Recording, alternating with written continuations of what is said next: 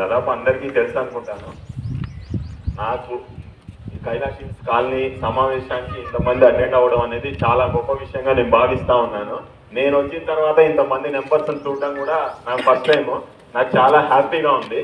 గత కమిటీలో పనిచేసిన వారందరికీ నా హృదయపూర్వక ధన్యవాదాలు తెలియజేస్తా ఉన్నాను.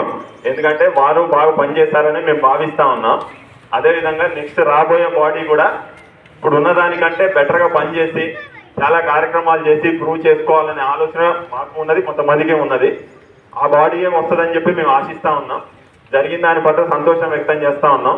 అదేవిధంగా పనులు కూడా చాలా ఉన్నాయి చేయాల్సినవి. వాటి విషయంలో కాన్సన్ట్రేట్ చేసి పనిచేసే బాడీ ఉండాలనేది మా ఆలోచన. ఆ విధంగానే ముందు జరిగిద్దని కూడా ఆశిస్తా ఉన్నాం. డ్రైనేజ్ విషయం కానీ, దోమల విషయం కానీ, రోడ్స్ విషయం కానీ, పార్క్ ఇష్యూ కానీ, అవతల పార్క్ ఇష్యూ కానీ, ఇంకా కాలనీలో కొన్ని చిన్న విషయాలు చేయాల్సినవి ఉన్నాయి.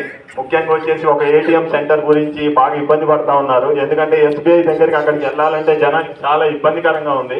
అక్కడ పరిస్థితి మంచిగా లేదు. అందువల్ల కాలనీలో ఒక ఏటీఎం సెంటర్ ఉండాలనేది మా ఆలోచన. ఆ విధంగా పనిచేయాలని చెప్పేసి ఏ బాడీ వచ్చినా ఆ విధంగా పనిచేయాలని చెప్పి నేను ఆశిస్తా ఉన్నాను. అదేవిధంగా ఒక పిహెచ్సి సెంటర్ కావాలనేది ఆలోచన.